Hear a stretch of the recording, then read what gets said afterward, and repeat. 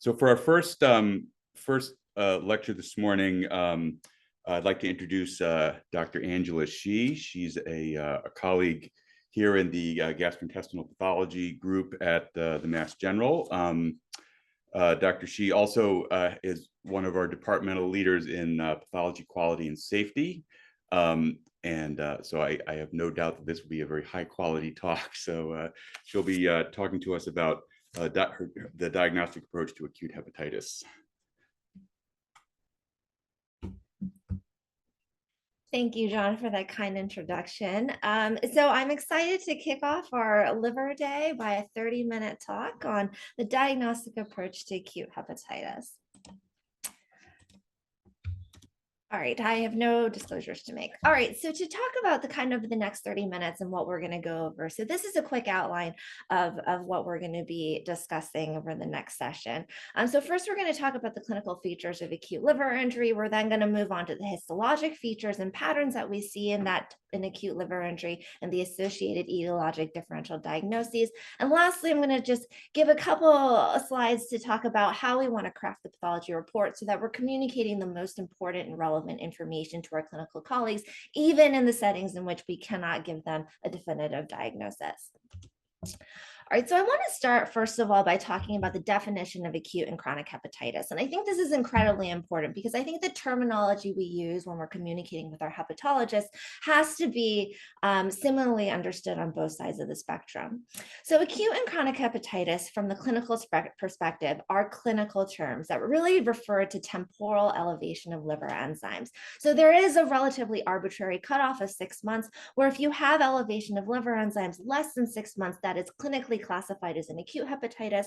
Whereas if you have an elevation of liver enzymes over 6 months, then here we're really talking about a chronic hepatitis from the clinical perspective. As you can see, this is an umbrella type situation where there's a broad spectrum of different clinical presentations. As you can see on both sides, this can range from a very asymptomatic presentations for both acute and chronic hepatitis to a subclinical presentation, and as opposed to acute hepatitis where you can present with fatigue, abdominal pain, and nausea in an acute fashion, but you don't always have to. So the reason why I want to spend a couple minutes talking about this is because I think it's important to point out that the clinical terms for an acute and chronic hepatitis don't always correlate with our pathologic patterns of an active hepatitis and a chronic hepatitis. So just because someone is presenting clinically with a chronic hepatitis, meaning an elevated LFT pattern of over 6 months, that does not always mean that you'll fall within the chronic hepatitis pattern that we talk about morphologically. So what that means for us as pathologists is that clinical pathologic correlation is really critical as we're evaluating these biopsies, and that what we really should do as pathologists is focus on the patterns of injury that are present, each of which can suggest a potential etiologic differential diagnosis that gets further narrowed when you input the clinical information. So of course, this is just 30 minutes, so I won't have time to talk about all of acute and chronic hepatitis. So I'm really going to be focusing on the acute hepatitis for this session. Now, when we talk about our role as we look at these acute hepatitis liver biopsies, there's really 4 things that I think are important for us to consider and to communicate to our clinical colleagues. The first is going to be the presence of a hepatitic pattern of injury. Next would be to kind of identify what that pattern is, clarify the diagnosis or narrow the differential diagnosis. Oftentimes this may require some level of clinical correlation. Third would be to determine the severity of liver damage. So in the setting of an acute hepatitis, for example, you might have extensive areas of necrosis, and it's important to tell our clinicians the degree of necrosis that we're seeing because that can help them make further clinical judgments in terms of treatment. And lastly, one thing to keep on the back of our minds as we're evaluating these biopsies is that there's always the possibility of other pathologies in addition to the acute hepatitis pattern. Many patients also would have fatty liver disease, may have a biliary process. There are other things that we have to keep in mind to think about whether or not there's a second pathology that's ongoing within this biopsy. When we're talking about an acute hepatitis, we really can boil this down to 6 major patterns of injury, which are listed on this slide: panlobular hepatitis, a portal lobular hepatitis, zone 3 hepatitis, what I'm going to refer to as a resolving hepatitis, confluent necrosis, and giant cell hepatitis. And we'll go over each of these in turn throughout this session. So we're going to start with our first case, which is a 24-year-old man with a history of opioid use disorder who presented acutely with abdominal pain, nausea, and emesis. He had a recent history of herbal supplement use, but otherwise didn't really have any significant history. You'll see here that he had an acute elevation of his ALT and AST in the thousands, whereas his alkaline phosphatase was elevated, but not nearly to the same degree as his ALT and AST. At this time, his HBV and HCV viral loads were also undetectable. So an example of this patient's biopsy is shown here, and you can see that the most dominant finding that we're seeing is a very diffuse presence of a mononuclear inflammatory infiltrate. So when I say diffuse, what I mean is that it is involving all geographic zones of this biopsy, so including this central vein here, but then extending all the way out to where a presumed portal tract might be. And so this is really a panlobular distribution of this mononuclear inflammatory infiltrate, which is including some lymphocytes, plasma cells, and a number of histiocytes that we're seeing. We can also see a high degree of parenchymal change. So what I mean by that is that this residual hepatic parenchyma that we're seeing is showing a very diffuse basophilic change that we're referring to as an amphiphilic type cytoplasm. So this is in stark contrast to the areas where you really see a little bit more of a classic granular eosinophilic cytoplasm, in contrast to what we're seeing in this case, that amphiphilia change that we're seeing. In addition to that, we are also seeing some elements of lobular disarray as associated with lobular injury.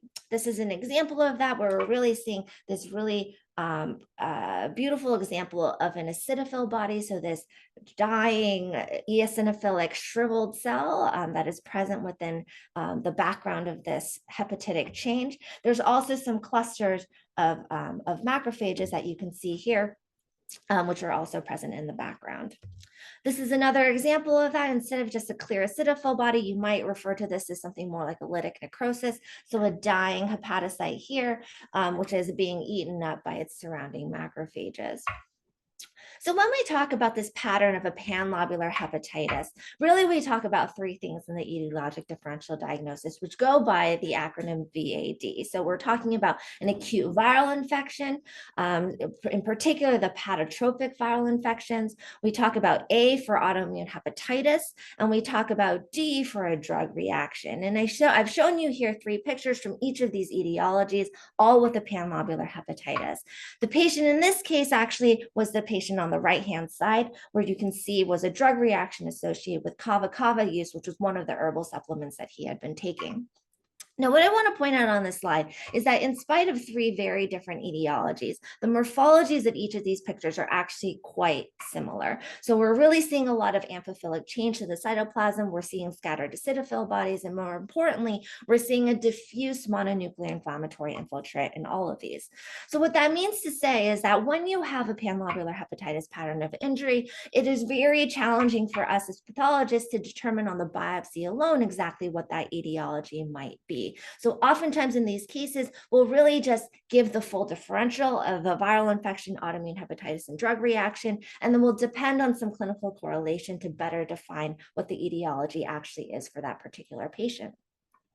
Now, that being said, there is one thing that can be helpful, and that, of course, is the presence of plasma cells. So I'm not talking about a couple plasma cells scattered throughout, but I'm really talking about sheets and sheets of plasma cells, as you're seeing here, where really there's a really diffuse number of plasma cells that are present and part of this inflammatory infiltrate. And so when you see a huge number of plasma cells, you certainly can suggest autoimmune hepatitis a little bit higher on the differential, but we also have to keep in mind that there are other etiologies that can also have a prominent plasmacytic component. And so I would recommend a little bit of caution in weighing too heavily on any one of these, because we have seen in our practice here that all of these 3 etiologies can really have very similar morphologies. Now, what happens if you have a biopsy that doesn't quite fit into the classic pattern of a panlobular hepatitis? So what that means is maybe your inflammation isn't quite as diffuse as you would expect. Perhaps you're not seeing quite as much as that amphiphilic cytoplasmic change, maybe not quite as much as that lobular disarray. Well, in those cases, then we will prefer to classify it more descriptively as a lobular and portal hepatitis, which might look like something in this photo. So in this photo, in contrast to the panlobular hepatitis we've seen previously, while we do have a relatively prominent lymphoplasmacytic, histiocytic inflammatory infiltrate that does seem to be panlobular, what we're lacking here is that amphiphilic cytoplasmic change in the background hepatocytes, and we're lacking that lobular disarray that we had been seeing in prior pictures of panlobular hepatitis. So oftentimes this inflammation can also be less prominent, so making you a little bit uncomfortable to go all the way to that panlobular hepatitis pattern of injury. Now, when you see this pattern of a lobular and portal hepatitis, your differential actually is relatively similar, but there are some small changes to it. So you are still thinking about a viral infection, but in this case, you might be thinking a little bit less about your hepatotropic viral infections, and you start to think about some non-hepatotropic viral infections, such as EBV hepatitis or a CMV hepatitis. You would always continue to have drug on your differential, and autoimmune hepatitis would, of course, also be on your differential diagnosis. This is another example of a lobular and portal hepatitis where you're seeing that range of histologic manifestations, a little bit less of an inflammatory infiltrate than we're seeing in a panlobular hepatitis, and a little bit less of that background amphiphilic cytoplasmic change. In this case, you happen to see a decent number of histiocytes as part of this inflammatory infiltrate. This happens to be a patient who had been on checkpoint inhibitor for his malignancy, and this was actually a case of checkpoint inhibitor associated hepatitis, which in many cases will oftentimes have a very prominent histiocytic component associated with it. This is another example kind of on the milder side of the spectrum. Here, again, we're not seeing a lot of background changes, but we are seeing some scattered serolated macrophages as well as some small clusters of an inflammatory infiltrate. This would be more of a mildly active hepatitis that could suggest a drug effect. And this, in fact, was a case of a statin-induced drug injury. Now, the other thing that I want to mention when we're talking about a lobular and portal hepatitis is that occasionally you can see a pattern that we refer to as sinusoidal lymphocytosis. And that refers to is this very interesting kind of linear, where lymphocytes line up within the sinusoids in a linear fashion. This does not have to be a diffuse finding. It can be in fact, quite focal. But when you do see it, it might suggest a little bit of a different differential diagnosis. In particular, sinusoidal lymphocytosis has been most classically described in EBV hepatitis, but has also been shown to be present at least focally in some cases of CMV hepatitis, gamma delta T cell lymphoma, in which these lymphocytes are now neoplastic, as well as celiac disease and other immune diseases that can present in this fashion. So something to think about if you are seeing this sinusoidal lymphocytosis. Here's another example where you're really seeing that the lining up of these lymphocytes in a linear fashion within the sinusoids. And in the background of a lobular and portal hepatitis, you always want to think about something like an EBV. This case happens to be an EBV hepatitis, and you can see on the bottom right-hand corner where the EBV in situ hybridization actually was positive in several of these small lymphocytes. Moving on to case 2. So this is a 55-year-old woman with a history of rheumatoid arthritis who presents with severe acute liver injury. She has a recent history of over-the-counter supplement use, which she describes to be over 20 medications and a variety of herbal teas that she's been taking in an attempt to kind of get her rheumatoid arthritis symptoms under control. Again, this was an acute presentation. You can see here her ALT and AST showing acute elevation in the thousands. Now, this patient's biopsy, in contrast to previous slides, is showing a very geographic distribution to its histologic abnormalities. So here you can see a central vein here in the center. We can see the luminal space lined by a thin endothelial lining. And we can also trace out the pattern of where our viable hepatic parenchyma is beginning, which is all the way out here. Now, in the normal setting, your hepatic parenchyma should come straight up to the endothelium with no gap in between. But in this case, we're really seeing quite a distance between our endothelial lining and where our hepatocytes start to begin. Now, what this means is that we have a very zonal distribution of a hepatocyte degenerative process. So in this case, it is in zone 3 or in the central lobular areas where you have what is essentially a hepatocyte necrosis in these areas. And this is a pattern that we will refer to as a zone 3 hepatitis. You can have variable amounts of inflammatory infiltrate associated with this as well. This is another example from this same biopsy where again, we're seeing that same zone 3 hepatitis. Again, we have a hint of that lumen of the central vein here in the center. And again, that distance between where the viable hepatoparenchyma begins and where the endothelium begins is really suggestive of hepatocyte necrosis in a central lobular distribution. So for this patient, it actually ended up being acetaminophen toxicity. So all of her variable supplements that she was taking ended up with her having an overdose of acetaminophen, which resulted in this very characteristic zone 3 necrosis pattern. When we talk about a zone 3 hepatitis, however, there is a broader differential diagnosis. So one thing, in addition to drug reactions, which would be the classic finding, particularly for drugs that are metabolized through the cytochrome P450 pathway, those have a tendency to give toxicity and central lobular changes. But other things on our differential diagnosis would include the zone 3 variant of pattern variant of autoimmune hepatitis, which classically will also present with a central lobular sort of degeneration, oftentimes without the classic portal inflammation that we would expect in the classic setting. There are certain infections that you might also think about with the zone 3 hepatitis. And lastly, I do want to mention some vascular etiologies that also may be prominent. When we talk about a zone 3 autoimmune hepatitis pattern, it is important to recognize that these may not actually be very plasma cell predominant. You might see a couple plasma cells, but the absence of them certainly does not preclude a diagnosis of autoimmune hepatitis. I also want to just get a quick mention to these vascular etiologies, in particular something like an outflow obstruction. So in these cases, when you have these zone 3 patterns, oftentimes they tend to be a little bit more posse inflammatory. And the other hint that we often have, in addition to, of course, the clinical context and the clinical information that we receive, is that oftentimes if you have an obstructive outflow obstruction, this will often show some level of chronic changes. So maybe some sinusoidal fibrosis in the background to suggest some more chronic etiology. When you have this zone 3 necrosis, on occasion, it can extend beyond those boundaries. And so that would start to come into the pattern that we refer to as confluent necrosis. So where this necrosis is no longer isolated to your central lobular areas, but in fact is starting to become bridging or maybe even multi-acinar on biopsy, where it's really starting to bridge across huge swaths of the core.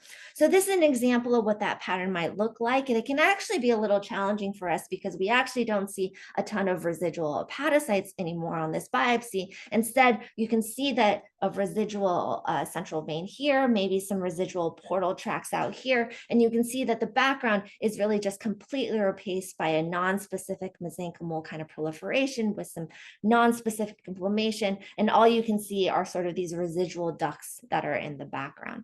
So that oftentimes is the case when we have a biopsy with confluent necrosis. It oftentimes can be challenging to see where the residual hepatocytes are.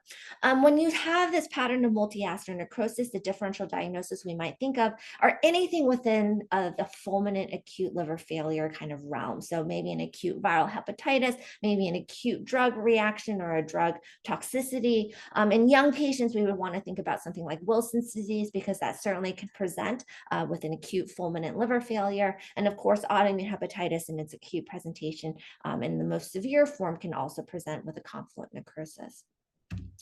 Sometimes in these cases, you are not seeing these broad swaths quite yet if you're catching it at a slightly earlier stage. So this one is the example of something that's an evolving confluent necrosis. Here we have a portal tract here, another portal tract here. You can see that bridging of necrosis that we're seeing in between it, suggesting that this is an evolving process. And eventually, if it were to go on unchecked, would likely lead to a multi-acinar necrotic type process. One thing I do want to just quickly mention about confluent necrosis is that when you have this level of parenchymal collapse and hepatocyte degeneration, it's important to remember that we have to be very careful as pathologists when we interpret our trichrome stain. Now, trichrome stain, of course, we use to identify true established collagen deposition, which should be a very bright royal blue color. But parenchymal collapse, such as in this case, which is this area of central lobular necrosis, will also pick up a very pale blue-gray color. So it's important for us as pathologists not to overinterpret this as a pattern of established fibrosis. We really do want to be careful when we're assessing established fibrosis in the setting of an acute hepatitis. And in many cases, we'll oftentimes say that it's very challenging to establish what the degree of established fibrosis is in an acute hepatitis biopsy. And we recommend rebiopsy and reassessment at a later period of time where we can see whether or not these changes are truly going to establish into a definitive collagen deposition or we're actually going to resorb.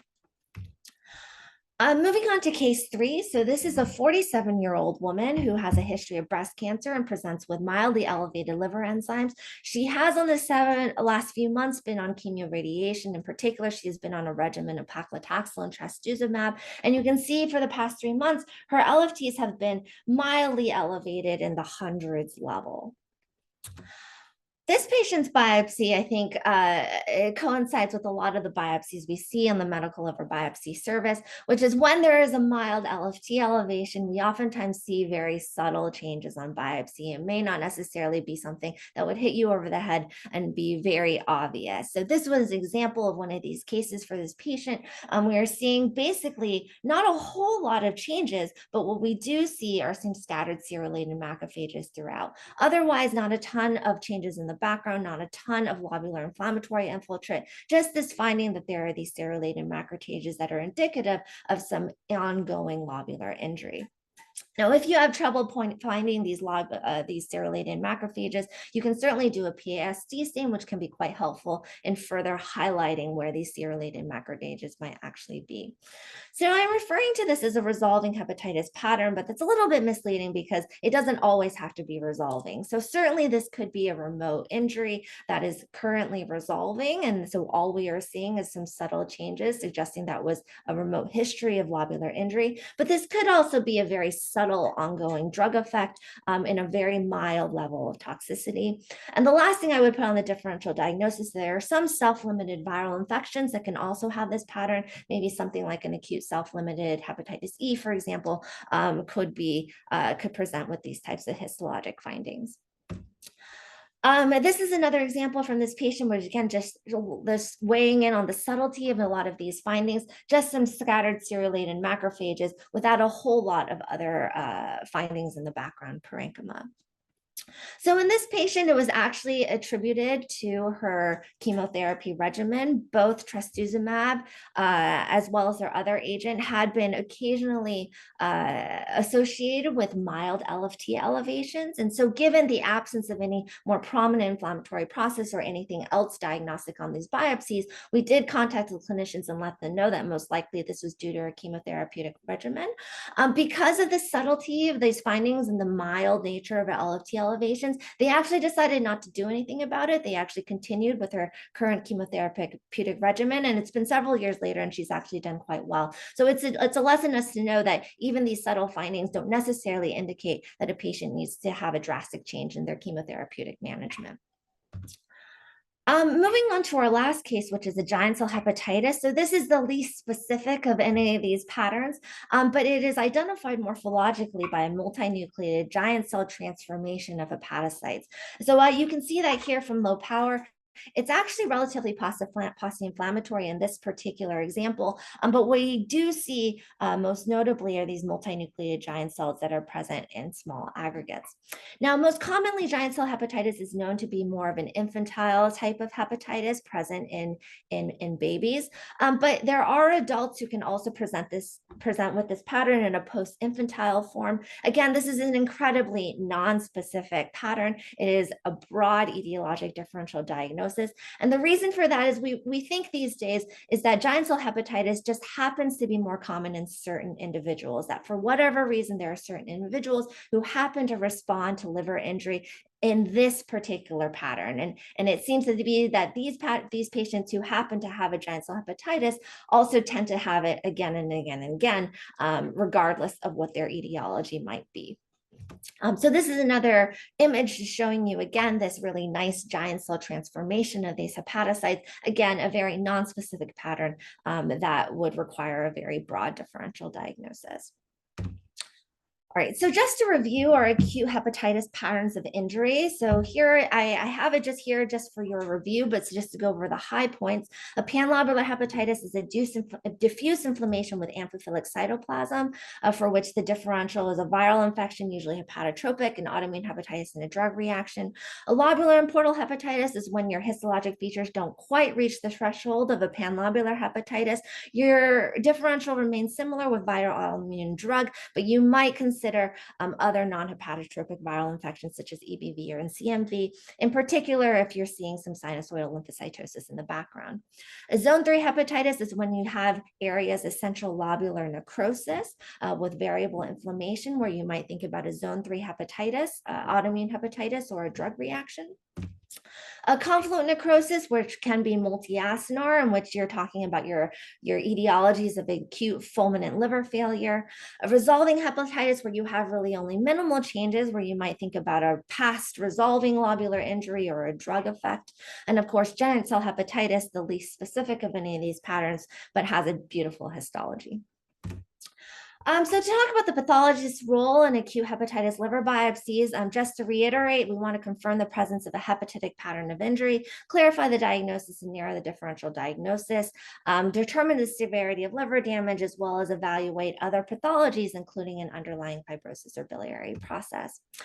Quickly, I just want to talk about some common pitfalls in acute hepatitis. So we mentioned this briefly: overstaging of fibrosis when parenchymal necrosis is present, overcalling portal inflammation as a chronic hepatitis pattern, and lastly, overinterpreting without adequate clinical information.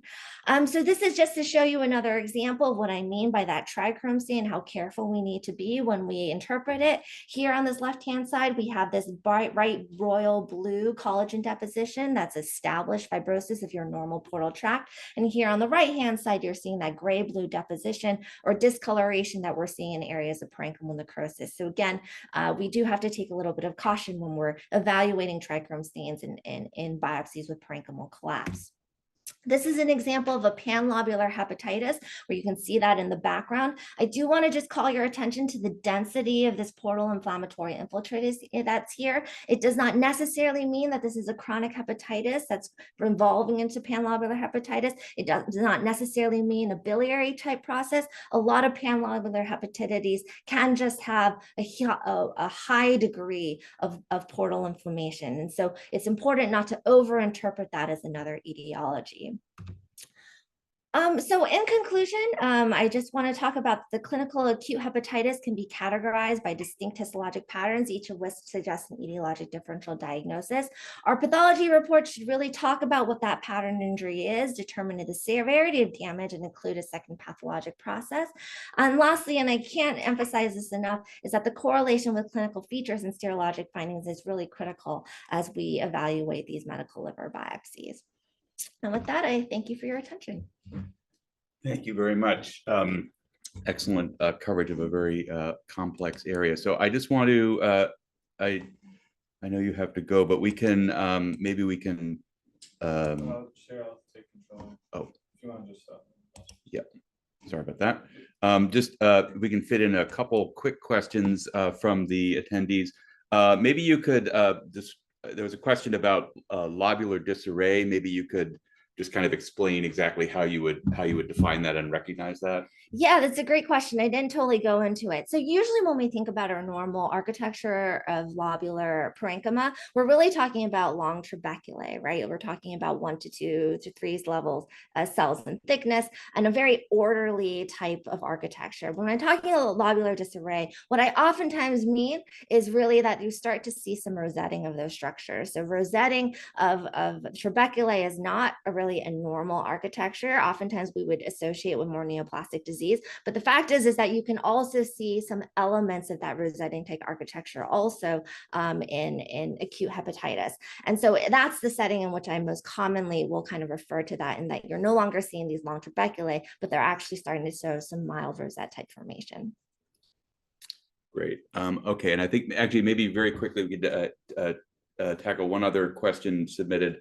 Very specific sort of scenario. Can you see portal or central venulitis in acute hepatitis outside of a transplant setting? Yeah, that's a really good question. So if I'm thinking back on the cases that I've seen, I think it's actually not that common that we see this like kind of like venulitis type picture outside of the setting of acute cellular rejection, as you say, in the transplant setting. In the non-transplant setting, I think most of the times when I see that, I'm really interpreting that more as an overflow of a very prominent inflammatory infiltrate that you're seeing in the area. So more as a secondary type change, as opposed to a diagnostic primary process that I would have to think about further in terms of what might be causing that.